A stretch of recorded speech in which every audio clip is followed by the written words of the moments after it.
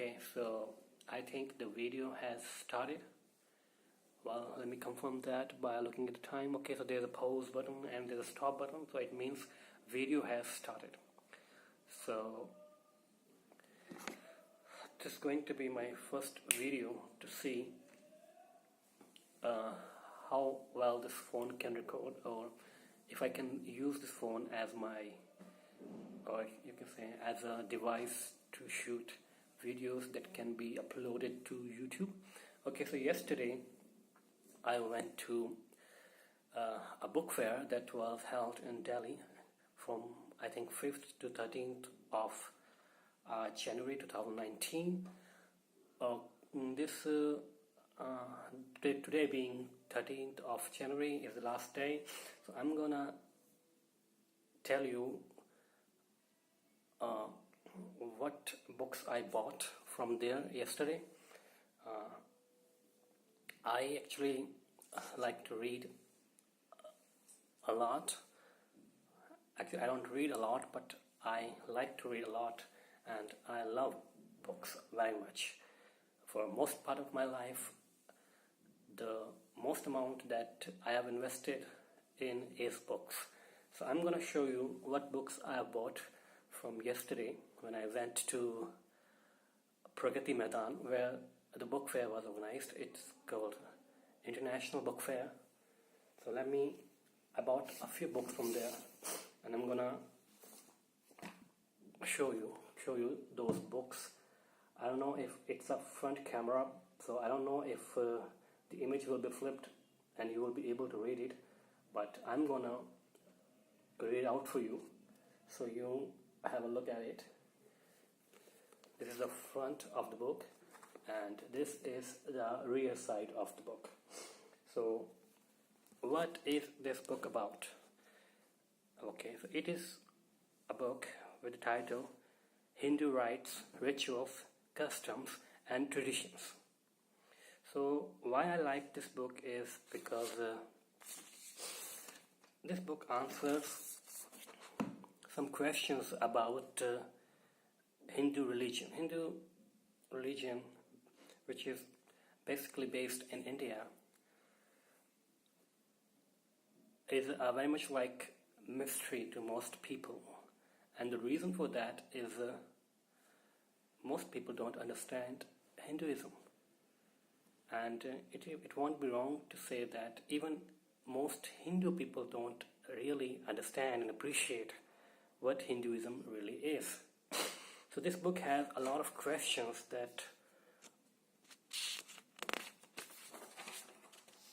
opens our eyes or awakens a sense of awareness in us. It seeks to answer the question why the many rituals that Hindus follow. What is the logic behind those rituals? For example, I have a brief contents. So the book is in the form of various questions, which are basically various rituals which are performed in Hinduism, and the book tries to answer those questions with a sense of logic, that why these rituals are being followed. What is the logic behind following these rituals? Because in India, or where Hindus basically reside, or basically Hinduism is based, they follow the ritual, but majority of them don't know the reason behind following the ritual. So this book has very interesting questions and explanation or logic behind doing them. So I will read a few questions. So the questions are like, what is the basis of the life of a Hindu? Why do Hindus consider Om sacred? Why do Hindus offer prayers to Sri Ganesha before a special occasion? Why do Hindus say God is omnipresent? What is the Hindu belief about the life cycle of the world? What is the Hindu view on the many gods and goddesses they pray to?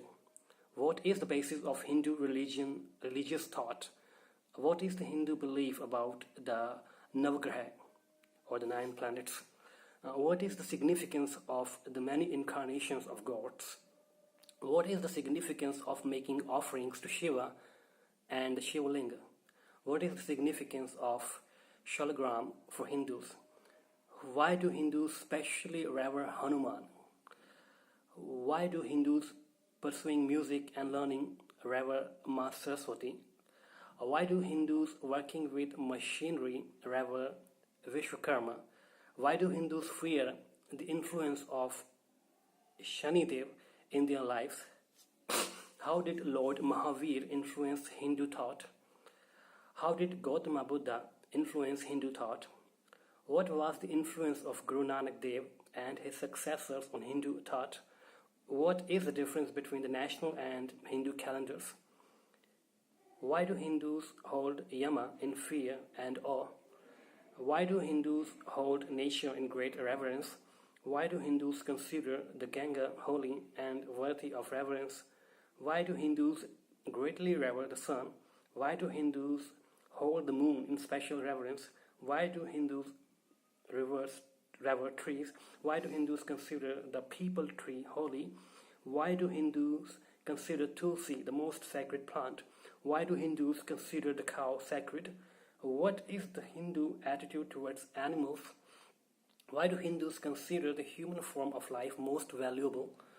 How are Hindus expected to make their life worthwhile? What role do rites and rituals play in the Hindu way of life? What attributes influence the Hindu way of life? Why is the Hindu caste system often criticized? And you won't believe, but these are divided into sections, and I'm just at section D with D5, and there are many questions here. So this is one of the books that I bought there. You can see that though I'm not much into religions, but I'm a lot into spirituality, and to some extent Hindu books do guide you to spirituality, because, well, it's the way it is. You have to find it on your own. Okay, so I'm gonna show you some other books that I bought yesterday. The video is over 7.5 minutes now, so I'm just gonna brief you into the other books. Okay, so this is a book catalog from the same publisher which published this book. Okay, so I've also bought 2 more books, and those books are on the same topic. One of these books is Sri Ramakrishna, the Great Master, written by Swami Shardananda. You can have a look at the book here. Okay, so this man right here is actually the guru of Swami Vivekananda, who is considered to be one of the great monks of India, and who also contributed to dissemination of Hinduism around the globe, especially in US and other Western countries. So I once had a small read about him, and I liked it so much that I wanted to have a book. So this book is actually in 2 volumes. This is the volume 1. I decided to buy the first volume, and I will go for the second volume when I have done through the first one. Another book that I bought is about Swami Vivekananda himself. Okay, so this book is Vedanta, Voice of Freedom. So why I bought this book? First, because of Vivekananda. I wanted to study about Swami Vivekananda, and another interesting topic about is Vedanta, which is literally means the end of Vedas. Vedas being the basic documents or scriptures, if some people might mind that. So basic scriptures of Hinduism on which the entire Hinduism is based are Vedas.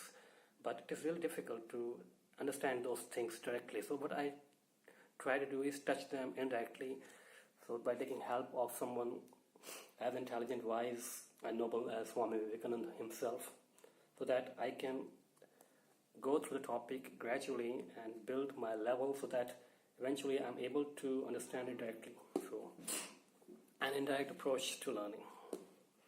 Okay, so another weird thing happened that though I paid for all these 3 books, another weird thing that happened is that I got 2 books free of cost. Why did I get them free of cost? Well, you can guess that on your own. The first book is a very tiny book. Let me take this pamphlet out. Very small, pocket-sized book. You can see compared to my hand, it's very small. And it is New Testament, Psalms, Proverbs. So it's a very, very, very small book. You can see it's a very even shortest pocket edition. So it's you can say it's about it's a Bible or a Bible-based book, and they were distributing these 2 books for free of cost. They were not charging anything for it, so you can guess they're promoting it. This book is in English. Another book right here is well, it's written in Hindi. It says Pavitra Shastra, Bhajan Sanhita or Niti Vachan. But it is basically, I suppose, Bible translated into Hindi. And I believe they are distributing them free of cost for 2 reasons. Either they want to promote the publisher, or they want to, more likely, they want to promote the religion, that is Christianity. So actually this video I am making just to test my camera to see if this is good enough to make videos that can be uploaded to YouTube, or I will have to purchase a new one to do that. Okay, the video is already 12 minutes long. It's over 12 minutes, so that's all for now. Now I'm gonna go check it if it's worth it, or I need to get a new camera. That's okay. Bye.